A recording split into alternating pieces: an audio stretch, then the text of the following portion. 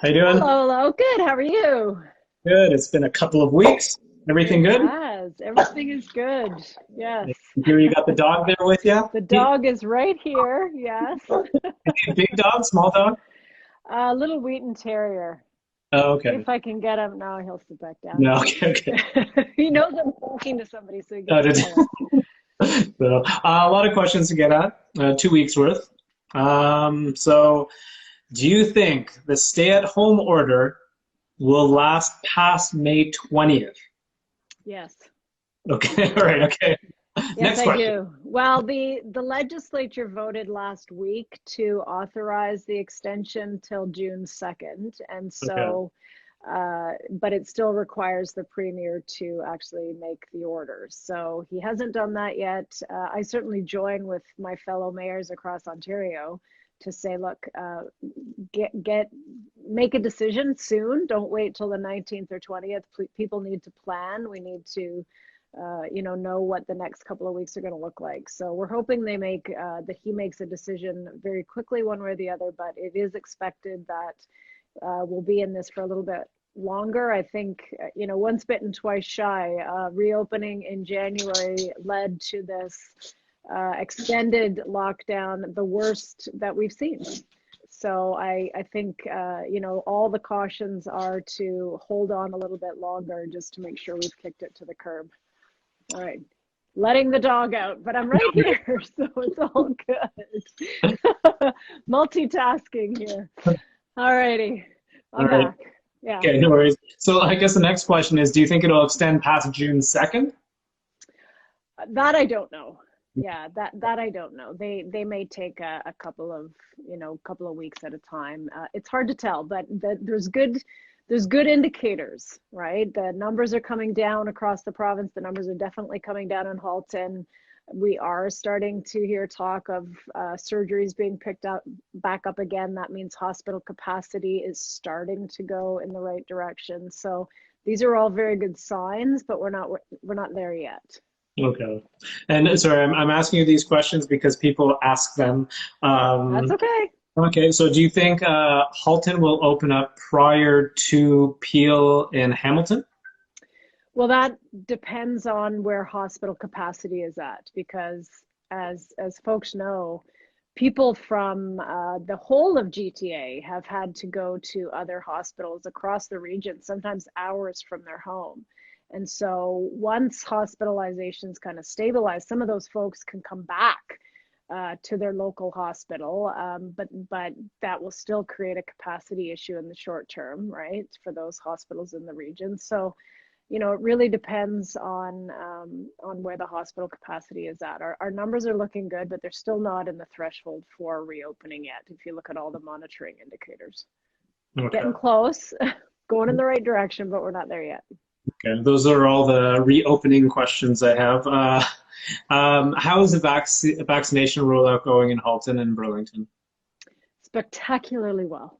So we have a great online booking system. I was finally able to book my own appointment on Monday. I became eligible, so I have an appointment in 2 weeks, as does my husband, as does my daughter, who is one of those work outside the home people. And Okay. so as of this past Monday, it was 16 and over, can't work from home, is eligible, plus 50 plus with no restrictions. Today it was 40 plus, no restrictions. The ages will keep, dropping, so that ultimately there's no restrictions or requirements that you work outside the home for those lower age groups. But our public health unit has been following the guidance from the province, but there is some local discretion, and our public health unit has determined that the source of spread in our area is primarily related to people having to work outside the home, and that is why they've prioritized that. And then, of course, the most vulnerable groups are the older folks in terms of the severity of the illness if you do get infected. So that is what they have prioritized, really from the beginning, but most recently. And it's based on where we have seen the spread locally. And they're obviously making their decision to vaccinate those folks first, which makes sense. I'm assuming you're getting Pfizer if you're going to the mass vaccination clinics, right? I believe that that's still what they have. Yes. Yeah. Yeah, All right. I I think got so. I'm just happy to get to. get back. No, it sounds like that's what you're getting. I'm AstraZeneca, Team AstraZeneca. My second, Oh boy, I'm homeless now in regards to the second dose. I'm sure they'll figure it out, right? that's But what? so many people. Yeah, what are your thoughts on AstraZeneca being paused and just everything that's going on? It went from 1.5 million to 1.25 million, then now 1 in 60,000 getting blood clots. Well, obviously the right decision was made based on the scientific and health evidence that they were seeing. I really feel for people who made that decision that may be worried. I know people personally who are having some anxiety and stress about that. Are they going to get a blood clot? What do they do for the second? When are they going to get their second? There's a lot of anxiety out there. So the sooner we can get those answers to people, the better. And I also want to say how proud I am of everyone who did get vaccinated, yourself included. I mean, that was what the health authorities were saying. It's still better to have a vaccine than not, especially if you come into contact with COVID. So, everyone made the right decision for the right reason, and the decision to pause it is the right reason. But I absolutely understand the anxiety and the concern and stress that people have gone through who had that as their first vaccine. I think they're going to decide, or they're going to get a report within the next week or two about the next shot. So, what do you think of the recommendation today that came out, said 12 plus can get vaccinated next month? I think it's great, as long as it's backed by Health Canada or NACI or one of our governing bodies. Those are the folks who know science and health way better than I do. And so, I know people are really wanting to get back to school. Kids are wanting to get back to school. I think I've had 3 or 4 letters in the last hour and a half. People are really wanting to get back to life as usual, but the front lines of that is getting our kids back into the classroom and back to school. The kids want it, the parents want it. So the safer we can make that for everyone with the vaccines, the better everyone will be. Do you think that the kids from 12 to 17 will get a double dose before September? It all depends on vaccine supply, but the indicators are good, right? We're getting a lot of supply. And in fact, I think when you and I talked months ago, I was saying, look, I can work from home. I'll be in line in September. And here I am, in a couple of weeks able to get a vaccine. So it is actually, after that little bump at the beginning where things were delayed, and I know there was some concern, it's actually going faster than I expected it to be. But everything depends on supply. True. Now, Peel and Toronto were allocated 50% of the vaccines until next week, right? Are you happy that the allocation now is going to be distributed equally? Because that's obviously too halted. So the decision really had to be made on health and scientific indicators. Where's the greatest risk? Where's the greatest need? Send it there. And those of us, like myself, who are fortunate enough to be able to shelter in place safely and not have to come into contact with it, we can wait, and we have. And so the folks in Burlington and Halton region who couldn't work from home, they were front of the line. Yeah. To get the vaccine, and they still are. And so, you want to make sure that the decisions are based not on geography, but on how the virus is spreading, where it's spreading, and make sure you tamp it out. So I think those decisions were made for the right reasons, and we've started to see the numbers come down, and we know, even if our numbers are good, unless they get it under control, and in Peel and Toronto, we're going to continue to be in lockdown ourselves. So, I think everyone understands that we got to get those areas under control if we're going to have any reasonable hope of getting out of lockdown too. Sure. Well, this question we get asked a lot everywhere is that, a lot of people are getting first shots. Can other people with first shots hang out together? Well, the stay-at-home order is still there. Sure. So that means you can't gather with anybody outside your household, inside or outside. That's what the stay-at-home order means. Once that, if that lifts, or if there's some changes made to that, then, it really isn't whether or not you've been vaccinated. It is still going to be necessary for a time to keep 6 feet away from anyone you don't live with. True. That's just the reality of the situation until a critical mass of people are vaccinated, till we understand what's happening with the variants and how well the vaccines perform against those, and making sure that we continue to keep people safe. So those measures are going to be necessary for a while, even after vaccination. I mean, I know some folks who, well, I'm vaccinated, why aren't the community centers open? Well, not everyone is, and we're going to proceed cautiously, and that's for everyone's best health. But it's why we have advocated for a reopening of outdoor activities, so we can talk about that too. True. Yeah, let's talk about that. So I mean, okay. that's like literally every other question is, when can I play basketball? When can I play golf? When can I play tennis? So I mean, have you talked to the province and kind of say, hey, get it open? So yesterday, the Halton mayors and chair did reiterate our call to reopen outdoor activities.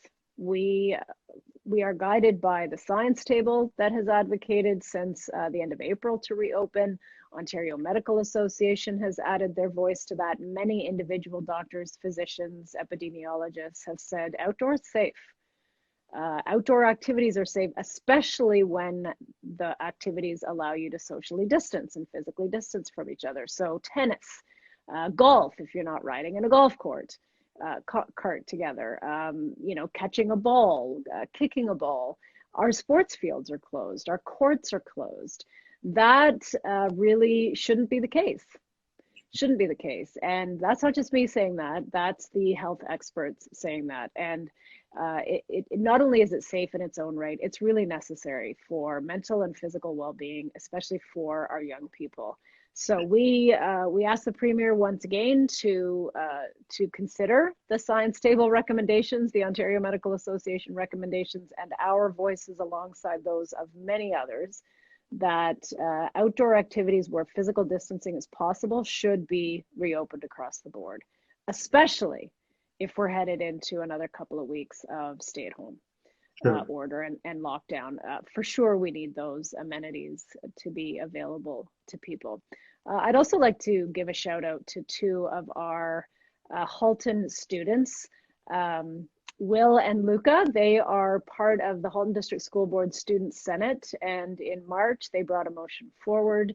The Student Senate for the whole board declared sports an essential for young folks.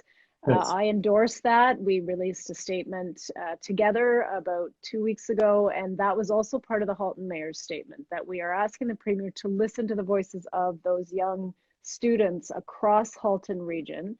And they have said, look, let's open sports when it's safe to do so, and let's start with the low contact ones, like tennis, like pickleball, those sports where people can stay 6 feet apart. And so we also asked the Premier, look, consult with the kids, talk to the kids, talk to the young people. They got some great ideas, and they're trying to build. They should literally do that more. They really should. And I was extremely impressed with the two that I met, Will and Luca, and there's others, many other students that are involved in this initiative. They do have an Instagram page, Safe Sports HDSB, and there's an underscore in there somewhere, but you'll find it. And so, we're joining our voices with them too, to say, we can do this. We can do outdoor activities and keep people safe, and it's necessary to do so. And all the medical professionals are recommending it. So let's get on with it. True. I was reading a New York Times report that said that I think they said it's 90% less chance of catching or spreading COVID. They think it's now 99% more. Mm-hmm. So anyways, yep. So the proof's there. So it certainly is. So you follow the science, and that's what we've recommended. This isn't a political statement. It's not me because I like certain sports that I play. I'm a hiker, so I can still do those things. I'm advocating on behalf of other people here, and it is based on the health indicators. It's based on the science. It's based on what the medical professionals are telling us. Are you a jogger? Well, sometimes Okay. I, I was before, long time ago, before I had a car accident, got a concussion, and didn't pick it up again after that because I couldn't do it for a very long time. Oh, okay. Based on doctor's advice, anyone with a concussion will know why that's a problem. But I've always been a walker and a hiker, so I hope to pick it up again. That's one of my bucket lists for this year. Do you We'll still see. do you We'll still go out and get exercise yourself? I'm out a couple times a day walking the dog, of course, and I go for walks just for the sake of walks as well. Conservation Halton can be hard to get into. We love going on those trails, but there's such high demand, and thank God they have a limited capacity to, I believe it's 25% to avoid crowding. So, if you go, you're going to be safe. So you have to book a reservation. So by the time I think about getting around to booking one, it's, yeah, you can come at, 7 o'clock tonight. Yeah. So I'm gonna have to plan ahead Yeah. a little better, but yeah, it's great exercise. And I was going to a gym actually, so I did a lot of running on the treadmill, I guess it's Okay. called, and that worked out well for me post concussion. But I've not been back to my gym Yeah. since the pandemic, and now of course they're closed. So Cool. I'll get back to it. Okay. Sorry, I ask every politician that. I always wonder the exercise regimen, but I um, downloaded a yoga app, but I oh, haven't did done it yet. I did. you? Enjoy. I did. Well, it's stretching, which is really when you sit like I do for days on end, for hours on end. You really And do already need. all about mobility. So It really is. So I actually, my desk is awesome. I finally, the facilities guys finally said, look, we're just bringing your desk over to your house. So that was nice. Okay. very sweet of them. Very, That's very sweet awesome. of them. And it goes up and down. So I do a lot of standing. This is my first sitting meeting of the day at 4 o'clock. So I've taken most of them standing up, which is Nice. great. Feel way better when I can do that. That's an awesome desk. It's So a nice desk. so It just goes up and down. It's very plain otherwise. It's like white and that's it. It looks like a yeah, bench on its side, but it goes up and down. So I love it. nice. I know Toronto's a lot different than Burlington, but I got asked this too. There's a huge party in Toronto over the weekend. They confiscated $13,000 worth of booze. That's crazy. Has Burlington seen anything like this over the pandemic? Any Not parties? to that scale. No. We've certainly had periodic, not many, thankfully, periodic reports of, somebody calling by law enforcement saying, look, there's, my neighbor has 8 cars. They're not all, even if they were family member, you're not allowed to get together, right? The stay-at-home order means no gathering, period. No gathering sizes indoor or outdoor with anyone you don't live with. So we've had a few of those, but honestly, for the most part, residents are really taking the stay-at-home order seriously and following those restrictions. Okay.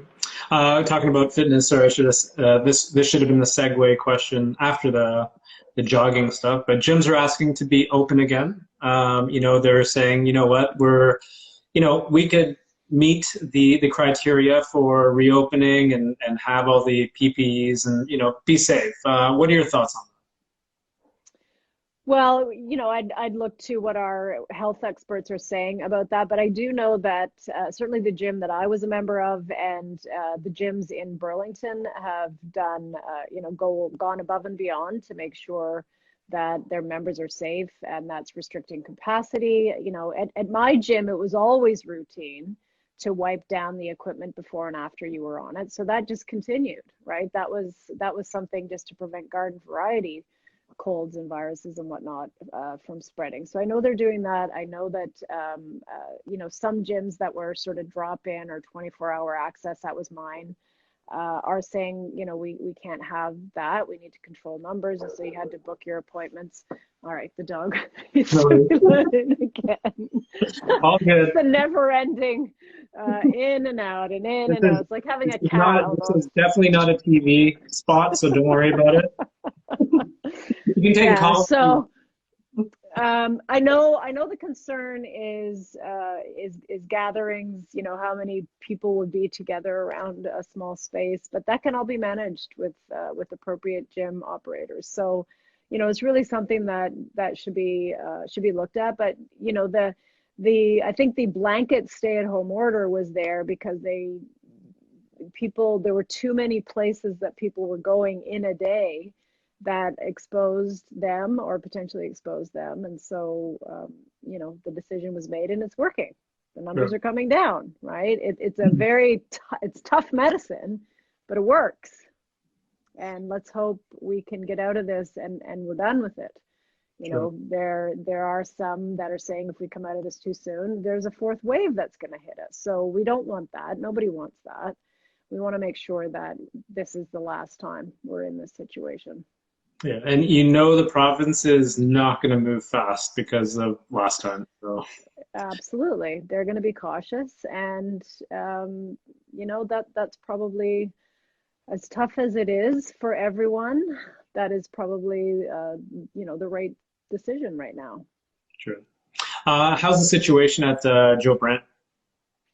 Very good. They are, capacity is down about 80s. It was over 100% in the ICU. So we've seen a good change there, to the point that there can now be the beginning of discussions about whether to restart certain surgeries. So, and I've heard that from hospitals across the GTHA. There's now discussions about that. So stay tuned, folks who are waiting for appointments anywhere really in the region, to see what happens in the next couple of days. Cool. Here's a fun one. Next Rainbow Crosswalk. You're asking for suggestions on where to put it. That's kind of cool. We are, and I want to say a huge thank you to the community. We have had over 3,200 responses to that survey, and there's still almost another week to go. And about 88%, something like that, are Burlington live, work, or study here. And then there's some folks that are outside the city that have taken an interest in the issue. So we did install one last year, you may remember, at Lakeshore and Burlington Avenue, right across from Spencer Smith Park. And at that time, we said, look, we're not stopping with one. We'd like to spread them around the city, one per ward, north and south, make sure. And we were certainly getting requests. I can tell you when that first one went in, the biggest requests that I got back then, students and teachers and school administrators. Put one right out front of our school. Well, I wasn't expecting it, but it was overwhelming across the city. People saying, look, our young people who are struggling, there's still a lot of bullying that goes on. Being different in high school is still very, very challenging for a lot of people. And to know that the city welcomes, supports our, 2S LGBTQIA plus community is a huge gift. That's what they told us, and that's what we heard. And so it was kind of put on pause a little bit during because of COVID, but the recent decision by the Halton Catholic District School Board trustees, and it wasn't unanimous. One of the trustees brought forward and supported, shout out to Brenda Agnew if you're watching, said, look, we should be flying the pride flag at our schools and at the school board. And unfortunately, that motion was defeated. Yep. So that created that got the conversation started again, and again I heard from students across the city.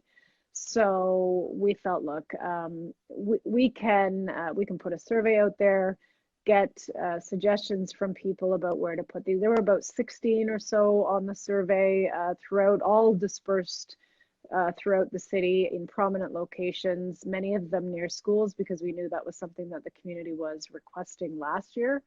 So we'll have that a report coming forward. I'll bring forward the results of that survey and some recommendations in June, in time for Pride Month. So how would you pick the winner then? Or like it's based on a couple of things. Okay. First of all, the community feedback will factor very significantly in what we do, but we also want to make sure it's dispersed throughout the city. So we said, look, we're gonna look to install 6 over the next 2 years. There's 6 wards. So ideally, we'll try to disperse them among the different areas, north and south, east and west in the city. And to pick those 6, we will look at 2 things. What did the survey say?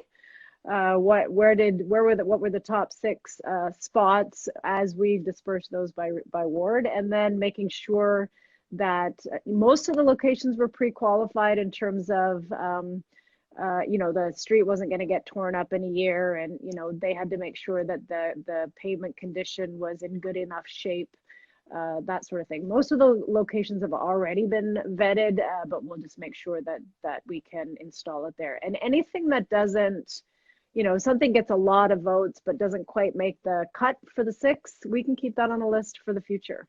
Yes. So we don't need to stop. So we've got 1, we'll do another 6. We don't need to stop at 7. If there is more requests from the community, and I know there will be, then we will keep going, because this really is about welcoming and inclusion, and it's important. What an incredible initiative. Last question I have, this is pretty, I think, inside baseball. The city announced it will be conducting aerial sprays over the course of this month to 4 of its wooded areas. Tell us about what residents can expect during the spray. Does that make sense? Helicopters. Yeah. So we have this pesky little insect called a gypsy moth. When I lived in northwest Burlington, Tynedega area on a lovely ravine, we were visited by the gypsy moths every season, and they wreak havoc on trees, and they can destroy woodlots. They eat all the leaves. Wow. And of course, without the leaves, the trees can't get the photosynthesis and all that stuff. So every couple of years, you don't have to do it every year, but I think it's every 3 years, 2 to 3 years, we need to do some spraying. It's a biodegradable, it's basically bait. Okay. The moths like it, but then they can't reproduce, and eventually they die off. So that's what's happening. So you'll see it in places like LaSalle, Mountainside, Tynedega Ravine, Zimmerman Park up on Number 2 Side Road, where this, places where there's heavily wooded areas in the city that are public or accessible, and you'll see it takes about 2 days for an application, but so they're not all in one spot for the whole month. They'll move around to complete all the areas. And fully safe for people. It is. It is. Awesome. Yeah. Right. But don't eat it. Don't eat anything. No. So awesome. Those are all the questions I have. Is there anything you want to bring up or talk about, or? So we just had last night a public meeting about population growth in the region. So this will be an issue. I'm hoping that residents, and we did have quite a few people attend. There was 60 or 70 residents on the call. So the province and the region has assigned growth forecasts from now until 2031. We've met and far surpassed our growth targets already. We did that a decade early. But now the region has to accommodate an additional 1.1 million people between 2031 and 2051, which sounds like a long way off, but it'll be here before you know it. And so we are going through a regional official plan review, because that 1.1 million people and jobs has to be divvied up among the 4 municipalities. So that was the meeting last night, is looking at some options. There are roughly 5 options that range from one extreme is no expansion into greenbelt farmland to accommodate employment or residential. And the other extreme is, a couple of thousand acres expanding into greenbelt. But that expansion is mostly in areas in Halton Hills and Milton. Burlington is built out. So the scenarios, the options don't affect us in terms of our built boundary, which is defined, and there is no, we are not changing our built boundary in Burlington at all. But if there's less growth, say in Milton and Halton Hills, then Burlington will have to take more share of population and employment growth in our built-up area. So the range between the four scenarios, depending on which one is chosen, Burlington will absorb another 45 to roughly 60,000 new people and jobs. Most of that will be around our three GO stations. So that's where we want to see the bulk of new intensification, community facilities, commercial, retail, jobs, community amenities, parks, all of that stuff around those three GO stations. So separately, the city is also embarking on a review of, we call them MTSAs, or major transit station areas. You get used to a lot of acronyms in this, but we will be embarking on a plan kicking off on Monday. There's a workshop for council, because that work was started with our old official plan review that started in 2016, 2017. So a lot of work was already done to try and cast a vision for what could be accommodated, and depending how what the built form is, what the intensification levels are, 25 to 30,000 people and jobs can be accommodated at each station. So the question that I've heard recently from somebody who was on the call was, depending on which option the region picks and how they divvy up and assign growth to Burlington, what does that mean for established neighborhoods? And essentially, established neighborhoods will be very little growth. There might be some, secondary suites or some, semis instead of single family, but we're not going to see major intensification. The major intensification will be along the GO lines. Those are the primary areas. And then there's some secondary areas for growth, and those are at plazas, retail, strip malls, big malls. There's lots of area for jobs and intensification in those places, because they're single story for the most part with lots of parking. Sure. So we know we can accommodate whichever option is picked. We know we can accommodate it in those primary and secondary growth areas, which leave our established neighborhoods alone, which is good. So I hope people will participate in that, both at the regional level, because it starts there. The region will assign ultimately regional council. So myself and my six colleagues on council, all seven of us are regional councillors with our colleagues. So the initial vote will be there about where to assign all the growth among the four municipalities, and then our work will continue to, okay, now how do we absorb that, and how do we plan to make sure that these new areas of growth, significant growth, are complete communities, not just a bunch of high rises with a dry cleaner at the bottom, right? We want amenities, we want parks, we want community centers and space. So really hope that people participate in that, and it's an interesting time in Burlington's history, planning for that next wave. So let me get this straight. From what I got from that is that by 2051, there's going to be an influx of over 1 million people within Halton? Within Halton, that's right. Crazy. Oh my goodness. That is true. Well, and the numbers for, and that's just Halton, the numbers for Peel and Toronto, they're absorbing a proportional amount of new growth as well. So it's all over this Golden Horseshoe, Greater Golden Horseshoe region. Interesting. Yeah, wow. and I forget what the number is, but it's big. it's big. Yes, I've been focused on Halton, so I don't have those other numbers off the top of my head. Yeah, I know I think in 2030 or 2040, Mississauga is going to be 1.1 million, and that will make it the third big city in Canada, which is crazy. Right. So anyway. Yeah. It is. And, Brampton is growing. They'll absorb another couple 100,000. Caledon is growing. So yeah, lots. Best in real estate now for 2050. Well, and let's hang on to our farmland. So that was one of the things that came through loud and clear on the call yesterday from residents, to say we're not really excited about, expansion of residential and commercial into Greenbelt, because that's farmland. That's open space right now. So Yeah, it'll be an interesting discussion. Lots of you that and the on the call, it was the extremes. There was maximum expansion into the greenbelt and zero expansion. It was kind of 50-50. Well, it sounds like an interesting discussion. So It is. I'm sure it's going to take a while to make some decisions. But I just realized it's 4:35. I apologize. I kept All you. righty. No worries. Thank you so much once again. I'll see you next week. See you next week. Bye.